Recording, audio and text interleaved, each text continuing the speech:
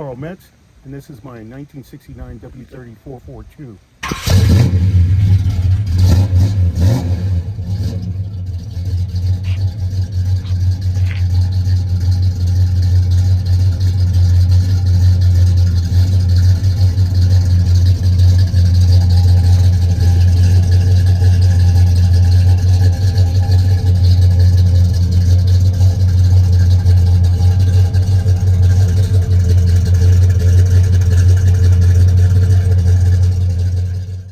Hey Supercar Mavens, it's Muscle Car Campy here, and every once in a while we happen upon a really cool story. We've got Carl Metz's 1969 Olds W-30 442. This car was bought new originally in Sioux Falls, South Dakota. It's a genuine barn find. The car was raced from day one. Man, we are really into this bad boy. But before we get started, don't forget, hit that subscribe button. That way you're notified every time a new video goes live. Like a lot of cars from the golden era, this 442 was designed to cover the 1320 in the least amount of time possible. It had the most powerful regular production option engine, the W-30, which made 360 horsepower.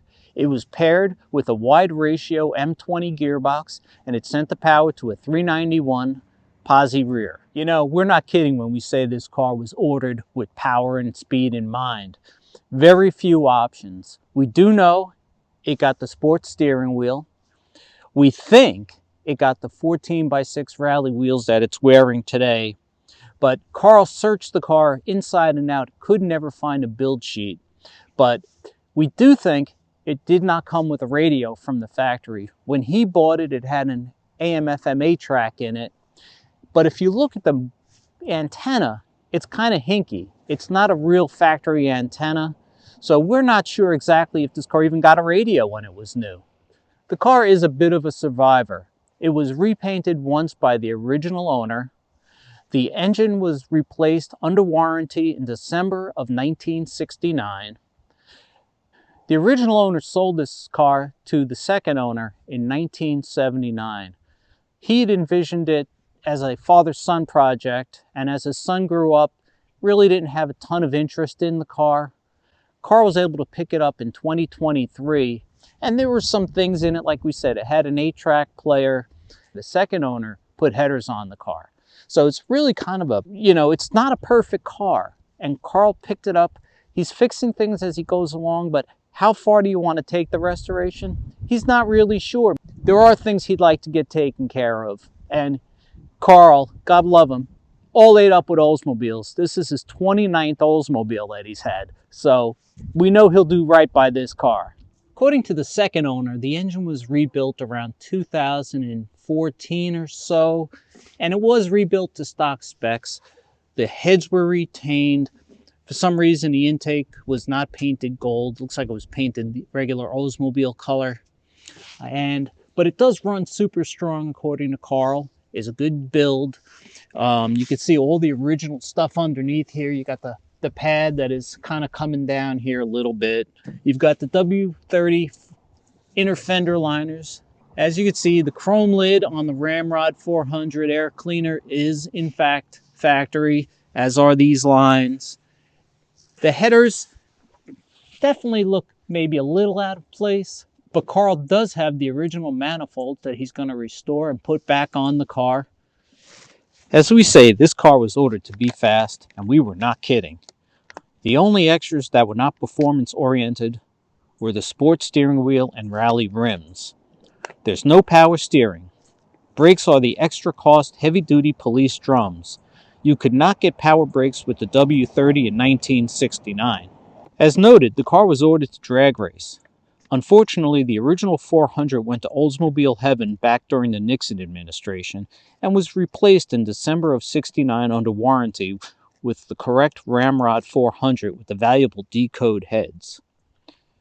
The car's racing days ended and the original owner stored it in a barn until 1979. For those who do not know, the W-30 option code is sacred in Oldsmobile history. It was an instant legend from its introduction in 1966.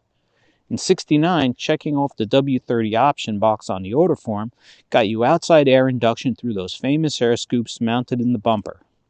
It gave you a more radical 328-degree camshaft with 475-inch lift, the W-30 exclusive D-code heads, 10.5-to-1 compression, and a retuned distributor.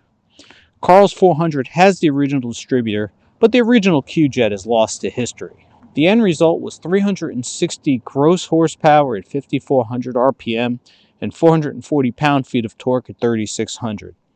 These numbers may have fooled the insurance companies, but no one believed it made only 10 more horsepower than the base 442 mil. We could not find a road test of a 69 W-30 442, but Popular Hot Rodding magazine flogged a 68, which was basically mechanically identical. It ran 14 seconds flat at 99 miles per hour and 13:21 at 105.26 with headers, slicks, and tuning. And that was with an automatic trans. Speed and Supercar claimed a 13.3 at 104 with a 4-speed. In other words, the W-30 442 was no joke. It could hold its own with virtually anything in the supercar category. Inside this car, there is precious little puffery. Her shifter with the 442 logo on the side. You did get the sports steering wheel as an option. No rally dash, no tack, 120 mile an hour speedometer, a fuel gauge, and a bunch of idiot lights. You did get a cigarette lighter. That's okay. A little bit of, if you want to call it extra, the wood grain on the instrument panel. After all, it was an Oldsmobile. Up on the roof are the shoulder harnesses, which we're guessing probably may have never been off the roof of the car. You know, just everything in here is so simple. The bench seat is comfy. We're amazed the job that Carl did with it. We're kind of shocked that it doesn't have any kind of an aftermarket tack in it, considering the guy raced it all the time when it was new. But of course, that could be why it has a replacement engine in it today. He may have gone a little overboard, free revving it a little bit at the track. Another thing we'd have loved to have seen, some old ET slips from the car. Carl's been through this car. He hasn't found anything. It actually, believe it or not, still has the original spare tire in the trunk. The one thing we wish Carl could have found, he's never found the build sheet. The postcars, the Series 77 body, is definitely preferable for drag racing. It's stiffer. It's a little bit lighter. Ironically enough, it's pretty funny. The one-door panel is in really excellent condition, the passenger side. The driver's side door panel has definitely a spot on the bottom where you could see that somebody would always kick the door open with his foot, and it's kind of worn out down at the bottom. Alright, we're with owner Carl Metz here in his 1969 W-30 442. Carl, when you first saw this car, did you just know you had to have it? Was there anything that was going to stop you from getting it? I really did want this car because it's unique. It's a 69. It's different than a 70. I definitely wanted it, yes. And you've had another 69 442, but not a W-30 car. How would you say it's different from this one? Just, of course, the 391 rear end, you always feel like you got to shift it more. I mean, you can just tell that it's a low-geared car, and it's just so fun to drive.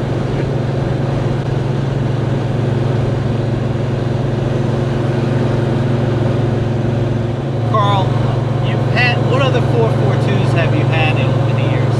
70, 71. I really like the 71. It was red with black striping, with black interior. It was a really nice car. Of course, I paid very little money back then for it, $4,400. But I sold it for $5,500 back in the 90s. And now cars like that are worth 80 grand, you know. And you probably feel you're a genius for making so much money on a car that you really just, it's a hobby for you. Exactly.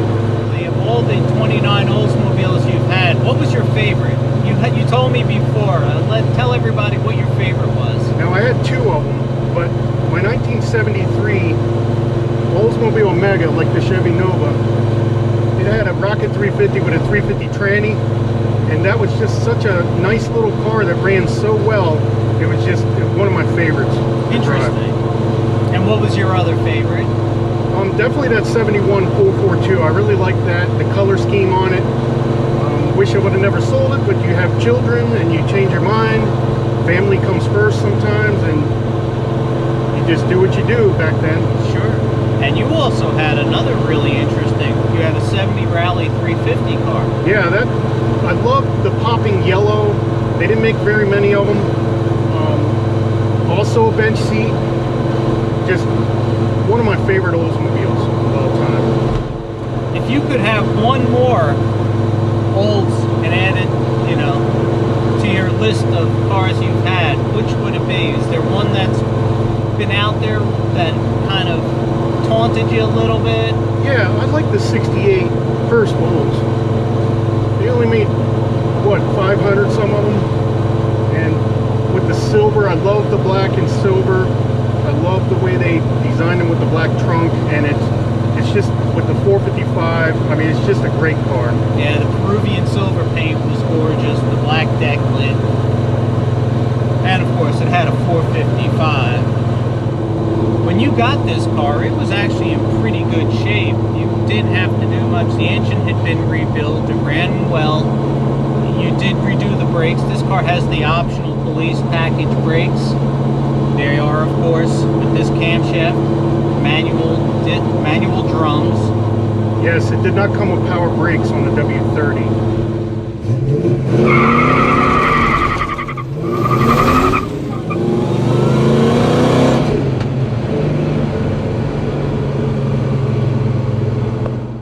All right, everybody, that's it for now. Muscle Car Campy saying see you later. Thank you, Carl, for sharing this great car with us today. Don't forget, hit that subscribe button. Get notified every time a new video goes live. You won't want to miss any of the fabulous muscle cars from the 60s and 70s that we have coming up.